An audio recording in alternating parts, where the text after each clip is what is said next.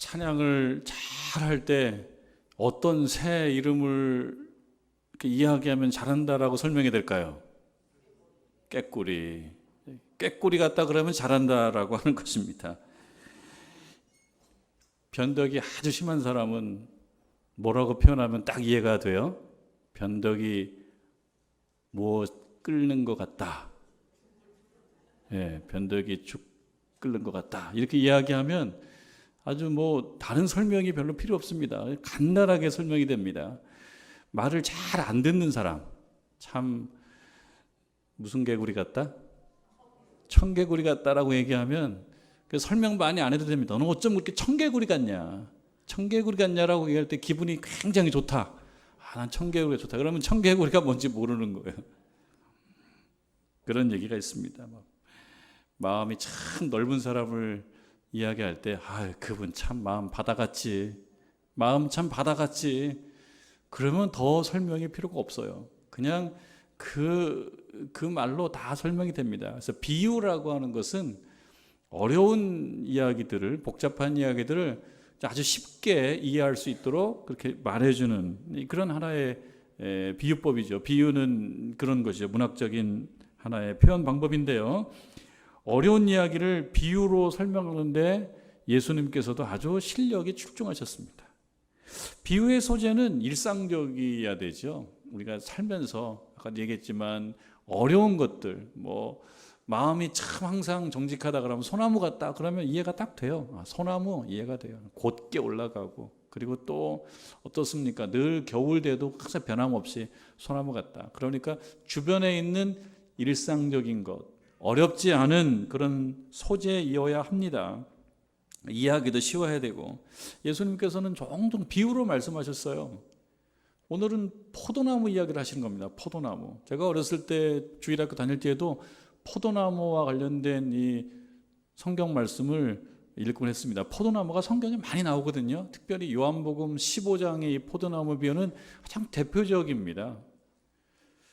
포도나무 이야기를 예수님께서 꺼내신 것은 사람들이 포도나무가 그렇게 어렵지 않게 생각하기 때문에 그래요. 특별히 팔레스타인, 이스라엘 사람들에게 있어서 포도나무는 아마 그 이스라엘에 있는 여러 과일 또는 곡식 이런 걸 포함해서 7가지 유명한 것이 있는데 그 중에 하나가 포도라 그래요. 그러니까 이스라엘 사람들에게 있어서는 포도가 그렇게 낯설지 않아요. 이야기하면 알아차립니다. 그리고 이 포도나무 이야기하다가 포도로 끝나면 또 안 돼요.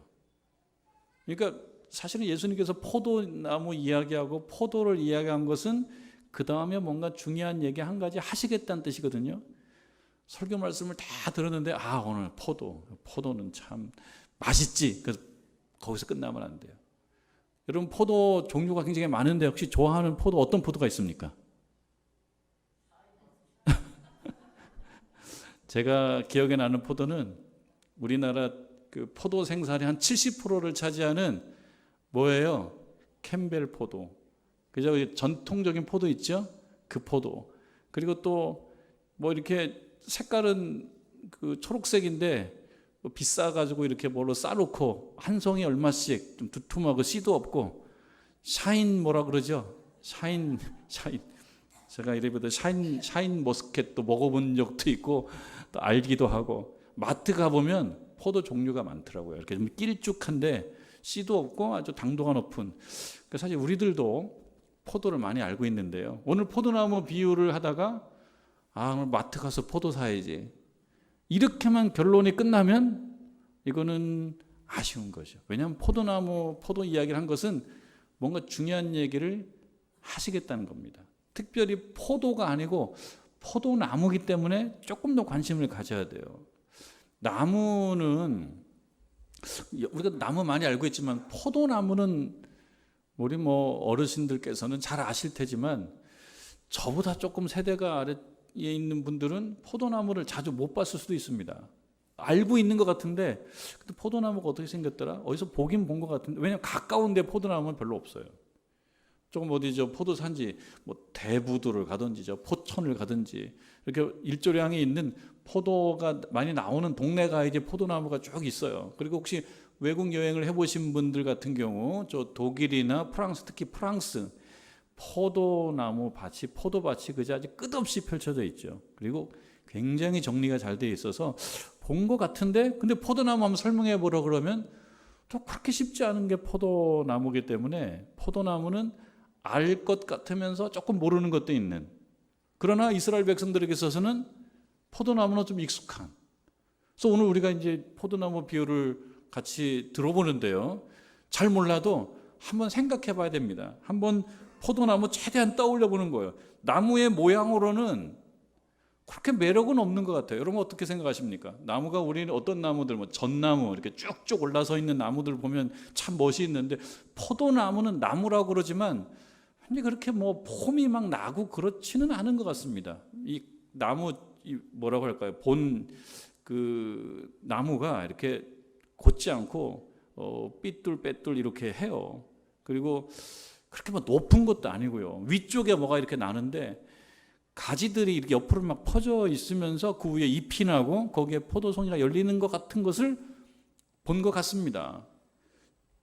근데 중요한 것은 우리가 포도나무를 떠올리면서 아주 섬세하게 자세하게 꼭 알아야 될 것은 아니고요. 오늘 본문 말씀을 통해서 우리가 꼭 알아야 될 것은, 포도나무는 나무로서는 좀 멋이 없을 수 있지만 포도나무에 좀 얇은 가지들이 많이 있고 그 가지에서 포도가 열린다 정도까지 알면 되겠습니다. 아, 포도나무는 뭐 그렇게 멋있고 우람하고 그런 나무 아니지만 여러 가지에서 이 가지가 건강하면 포도가 많이 열린다.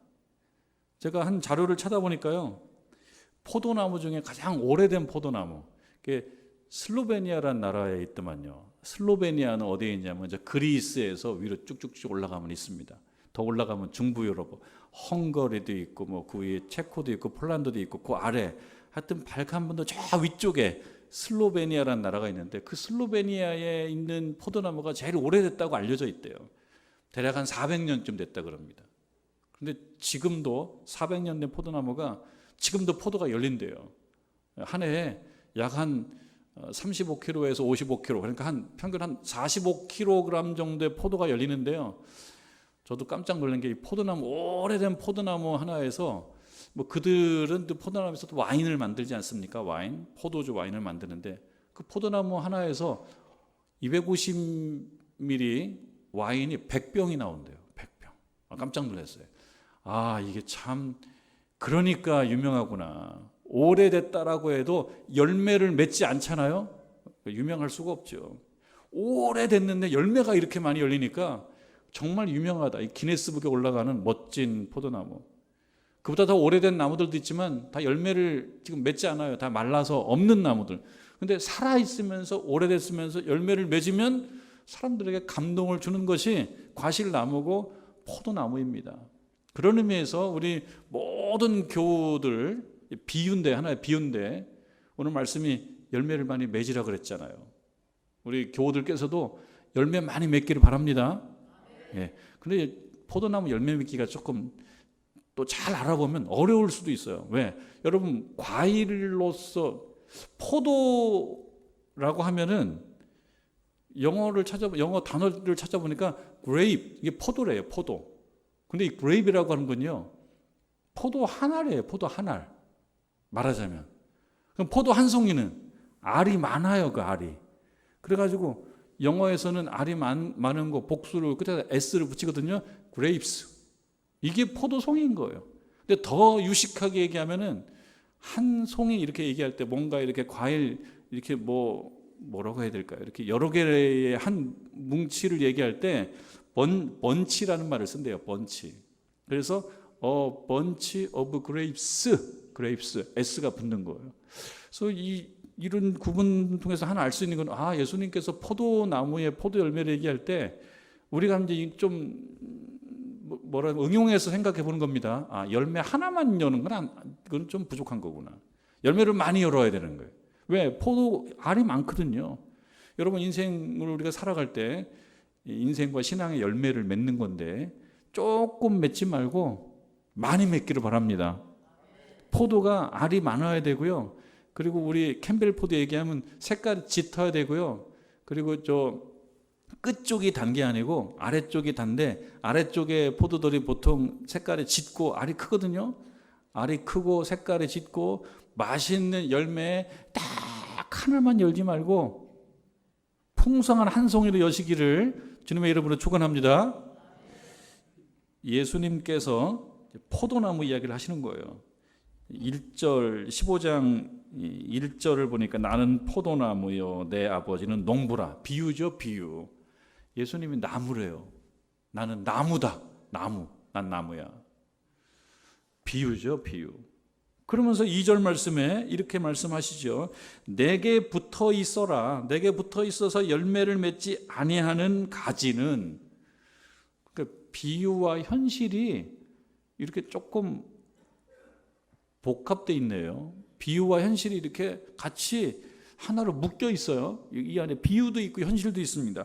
내게 붙어 있어서 열매를 맺지 아니하는 가지. 가지는 가지인데 열매를 안 맺는 가지가 있다는 거예요. 그 가지는 아버지께서 그것을 제거해 버리신다. 위에 보면 아버지는 농부세요. 농부가 가지를 제거해 버리세요. 무릇 열매를 맺는 가지는 더 열매를 맺게 하려고 그것을 깨끗하게 한다. 비유도 들어가 있고 여기에 현실도 들어가 있습니다. 그러면 어떤 나무들을 보면은 우리 교우들 중에서도 나무나 혹은 식물에 대해서 전문가들이 좀 계세요. 저는 뭐 그 점에 있어서는 그저 조금 아주 초급적이에요. 근데 나무들을 보면 가지치기 같은 걸 해줍니다. 가지치기. 그리고 무슨 상추 이런 것도 종종 뽑아줘야 돼요. 솎아줘야 된다 그래서 이게 그래야지 어떻게 돼요? 잘 자란다 그런 거죠. 그러니까 잘라주는 게 필요해요. 나무들도 그렇습니다. 나무들도 이렇게 잘라주는, 가지를 잘라주는 거예요. 가지치기를 해야지 나무가 품위가 있고 멋도 있고, 또 과실나무 같은 경우는 과실을 그래야 또 잘 맺는다는 거예요. 장미 같은 경우도 그렇습니다. 장미도 정원사들이 장미도 잘 이렇게 가지치기를 안 해주면은 자기 멋대로 막 가시들이 막 서로 엉켜가지고 많이 뭐 꽃이 달린다고 해도 품위가 없대요. 그러니까 적당하게 공간을 만들어줘야지 가지들이 갈 데가 있고, 그 다음에 꽃들도 멋있게 이렇게 달린다는 거죠. 포도나무도 그런 면이 있답니다. 제가 자료를 찾아보니까 포도나무 농사를 짓는 분들도 포도나무 가지를 쳐줘야 된대요. 특히 이제 겨울에 쳐주는 모양입니다. 겨울에. 이건 전문적으로 제가 잘 몰라서 그냥 이렇게 인용만 하는 건데요. 여러 나무들 가지 치는 것처럼 포도나무도 어느 부분은 잘라줘야 돼요. 특히 이 가지는 이거는 도움이 안 되겠다 싶으면 잘라주는 거예요. 다른 가지를 위해서. 그거는 포도 농사를 짓는 분들이 하는 자연스러운 것들입니다. 자연스러운 모습입니다. 예수님이 이러한 포도나무 가지, 그리고 포도 열매, 이가 관련된 자연스러운 가지치기에 대한 이야기를 지금 하고 계시는 거죠.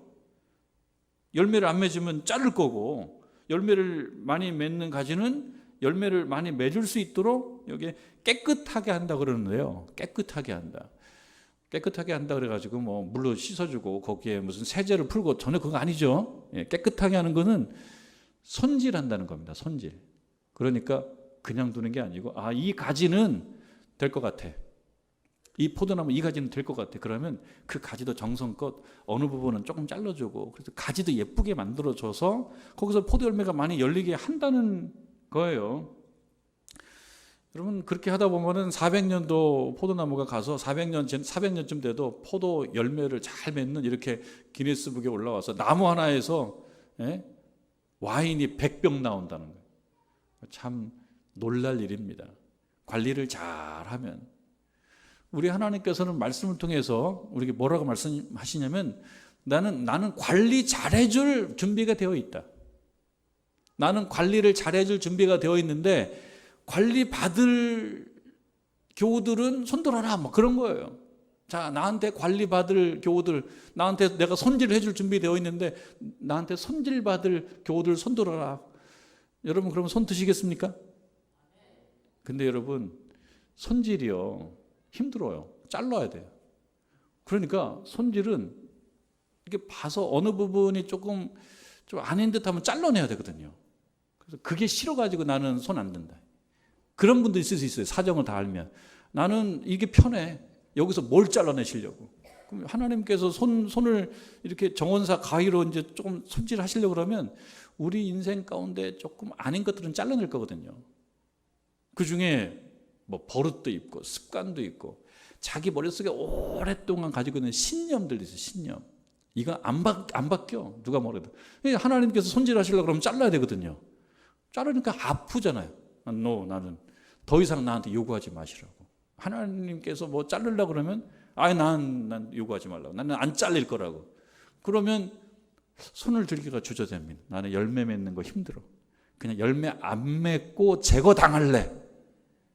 난 제거당할래. 그러면 손질도 안 해. 그럼 제거당하면 뭐예요? 말라 죽는 거죠. 근데 말라 죽는 건 생각하지 않아. 손질 당하는 게 힘들어서 나는 손질 안 당할 거야. 여기 오늘 말씀, 예전에는 저도 이 부분을 몰랐는데 오늘 말씀 보다 보니까 무릇 내게 붙어 있어 열매를 맺지 아니하는 가지는 아버지께서 그것을 제거해 버린다. 열매를 안 맺으면 제거해 버린다. 무릇 열매를 맺는 가지는 더 열매를 맺게 하려고 해서 그것을 깨끗하게 하신다. 이 깨끗하게 한다라는 말이 손질하다. 세번역 성경은 손질하다라고 옮겨요. 손질을 하나님이 하셔도 여러분 도망가지 마시기 바랍니다. 아이 손질 당하는 것 아파. 그래서 그냥 멀리 가버리시면 영원히 열매를 못 맺어요. 근데 하나님께서는 우리에게 말씀하시는 거예요. 열매 맺는 인생이 행복한 인생이고 그 인생이 보람이 있고 복된 인생이다. 근데 이 부분도 비유죠, 비유.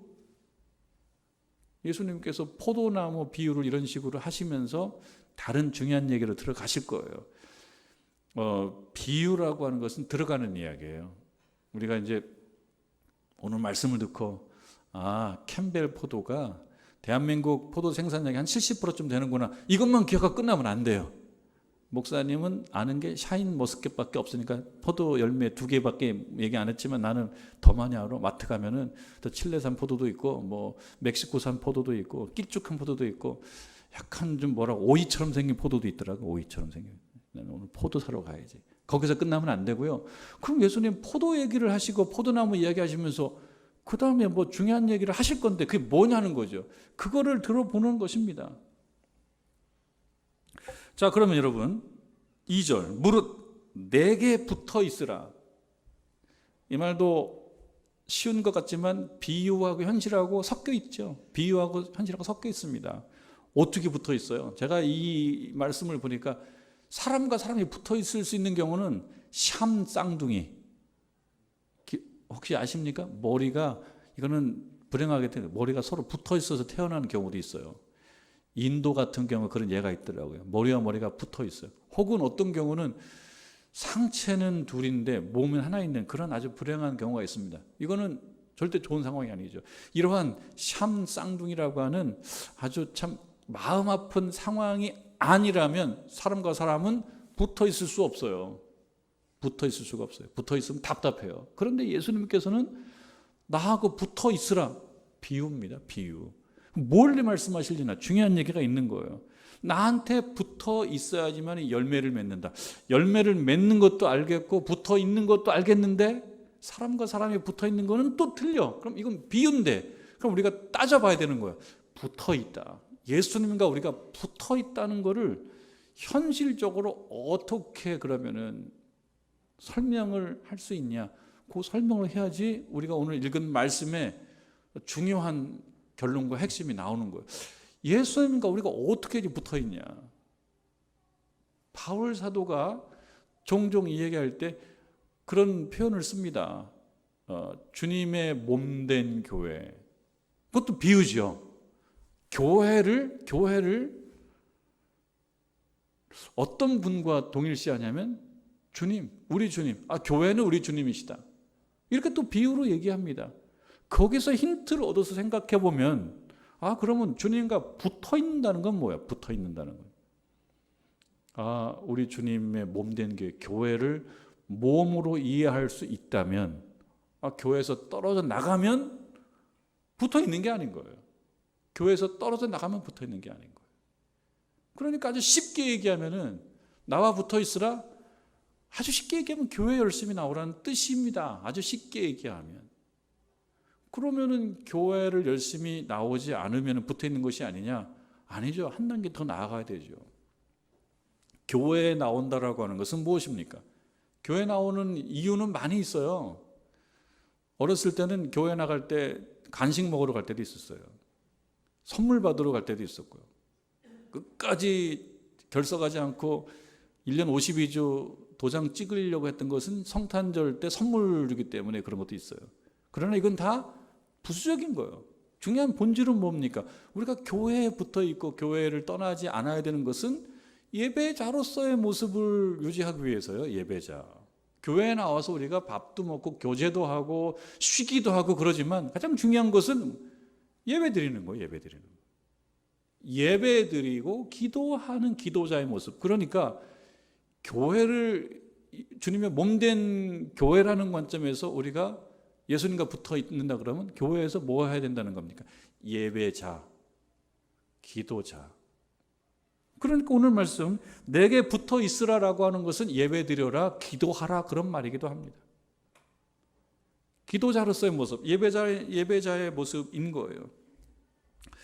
예수님과 붙어 있다라고 하는 이 비유와 현실이 이렇게 말하자면은 융합되어 있는, 비유와 현실이 같이 있는, 예수님과 붙어 있다 이 말. 어른들에게 물어보면은, 어른들에게 질문하면 뭐 여러 가지 좀 철학적이고 신학적인 대답이 나올 수가 있을 텐데, 그래서 제가 어제 말씀을 준비하면서 오늘 아동부 친구들 찬양 부르고 이제 본인이 갈 길을 다 갔어요. 찬양 부르고 다 본인이 갈 길로 갔는데요. 아이들에게 제가 물어보고 싶었던 거예요. 아이들에게. 그러니까 아이들의 대답은 좀 기상천외할 수가 있어요. 그래서 야, 얘들아, 이 오늘 말씀 보니까 우리가 예수님하고 붙어 있어야 된대. 근데 그 목사님이 무슨 뜻인지 잘 모르겠는데 아는 사람.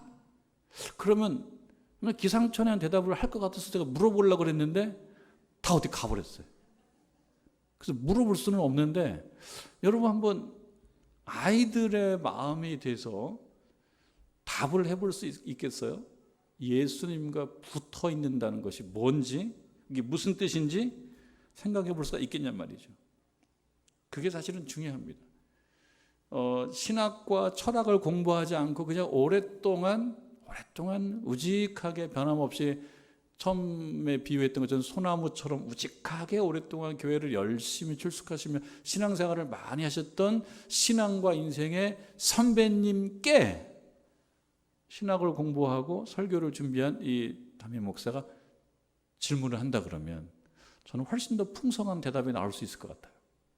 여러분께도 한번 질문할 수 있어요.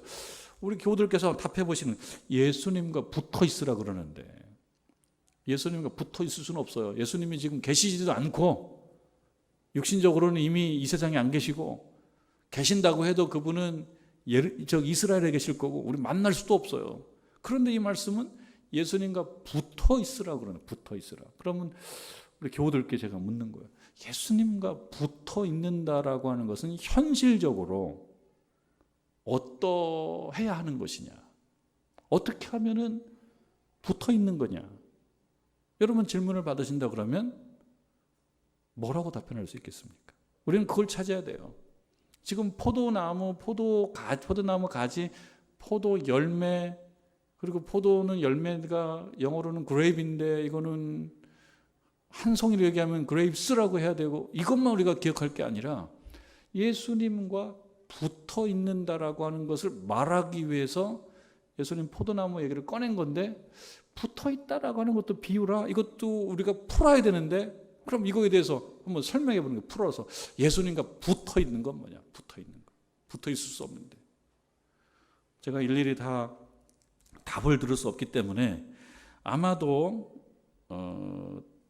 이런 대답을 하실 수도 있겠다, 그렇게 생각을 하는 것입니다. 저는 예수님과 붙어 있는다라고 하는 것은 예수님께서 이 땅에 사시면서 보여주셨던 그 모범,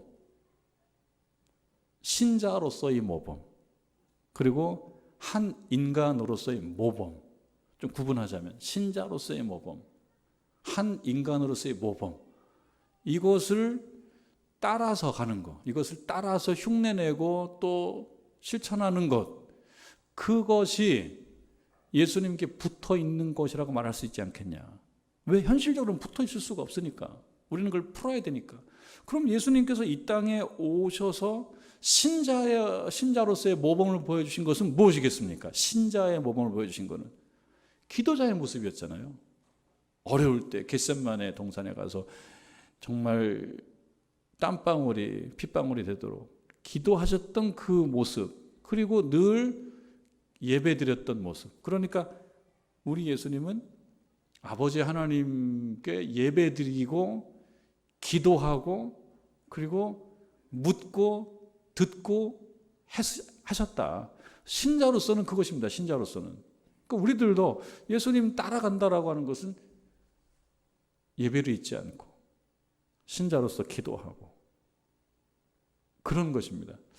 제가 우리 교우들의 뭐 일거수일투족을 다 알지 못하기 때문에 간혹 이렇게 듣는 경우에 가정에서 늘 예배를 드리고 또 성경을 읽고 이런 이야기를 들을 때 굉장히 거룩한 동기가 동기유발이 돼요. 저한테도.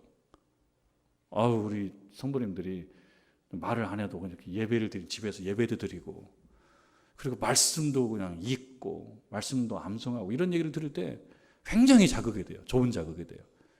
그리고 참 흐뭇하고 좋습니다. 그러니까 우리 교우들 중에서도 예수님과 붙어있는 그 실제적인 실천들을 해나가고 있는 거고, 우리가 아직 그런 면에서 좀 부족하다 그러면 따라가는 거예요. 따라가는 거. 예수님께 붙어있는 거는 예배 드리고 또 기도하고 묻고 사모하고 그런 것입니다. 그리고 거기서 깨달아진 걸로 어떻게 하셨습니까? 사랑을 설교했죠. 계명을 요약할 때 사랑이라고 요약했어요. 사랑이라고. 그리고 그 사랑을 둘로 나눈다 그러면 하나님을 사랑하고, 이건 예배 잘 드리고, 그리고 또 하나는 사람을 사랑하라고 얘기했는데 예수님께서는 그 사랑을 늘 설교하셨단 말이에요. 그 듣는 사람들에게 사랑을 잘 실천하라고. 여러분, 그거야말로 인생을 아름답게 만드는 거예요. 아마 세월이 가면 갈수록 느낄 거예요. 인생을 아름답게 만드는 것이 무엇이냐? 누군가를 사랑하는 건데, 누군가를 사랑하는 건 다 이타적인 겁니다. 이기적인 거를 좀 버리고 이타적인 사랑을 뭐 어떤 이유로든 어쩔 수 없기 때문에 했든, 누군가가 강요해서 했든 어쩔 수 없기 때문에 했든, 어쨌든 이타적인 사랑을 하고 난 후에 바라보는 세상은 훨씬 더 아름다워진다라는 사실을 예수님 아시기 때문에 사랑을 계속 강조하셨던 거예요. 여기 사랑은요, 이타적인 거예요. 이웃을 사랑하라. 심지어는, 이거는 굉장히 높은 수준인데, 심지어는 원수를 사랑하라. 이거는 참, 바둑으로 얘기하면 구단쯤 되는 경지에 올라선 건데, 구단까지 안 가겠다 그러면 원수까지는 사랑하지 않는 걸 뭐라고 말씀 안 드리겠어요. 그러나 이웃을 사랑하는 거는 사랑해야 된다. 어쨌든 예수님께서는 이거를 우리에게 설교하신 거예요. 원수까지도. 그러니까 사랑에 있어서는 거의 한계가 없어요. 그냥 이타적인 사랑을 할 때 세상이 아름다워질 거고, 그 세상을 보면서 당신이 아름답다라고 느끼게 되며, 내가 세상을 보고 아름답다라고 느껴야지만이 이 세상에 있을 의미가 있는 거예요. 의미가 없으면은요, 안 살려고 그럽니다. 살려고 하지 않아요. 그런 것입니다. 그리고 사랑을 예수님이 실천을 하셨지 않습니까?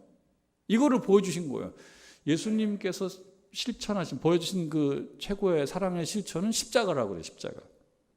예수님은 자신에게 주어진 십자가를 지신 거예요. 그거로 보여주신 거죠. 십자가를 지신 것. 그럼 우리들에게도 자기 십자가가 다 있다고 그랬습니다. 자기 십자가.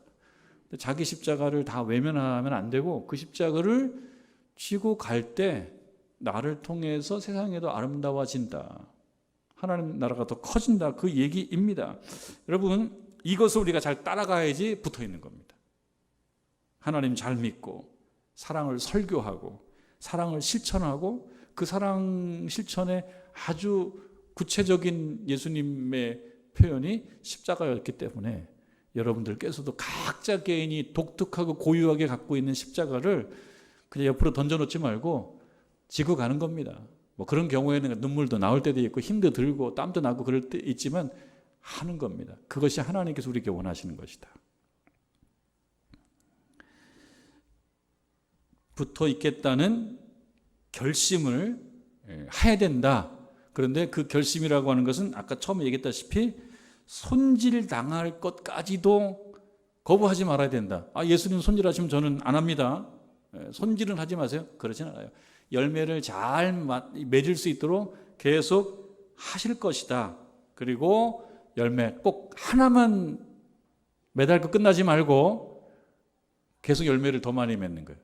포도 송이로 열매를 맺는다라고 하는 거. 그리고 송이가 더 커져야 된다는 거. 그것이 예수님께서 우리에게 원하시는 것이니만큼 여러분 2023년도 이 시점까지 하나님께서 우리를 이끌어 주시고 또 살게 하셨는데 오늘도 내일도 포도 한 알이 커지기를 바라고 포도 송이가 커지는 그런 열매 맺는 성도들 다 되시기를 주님의 이름으로 축원합니다.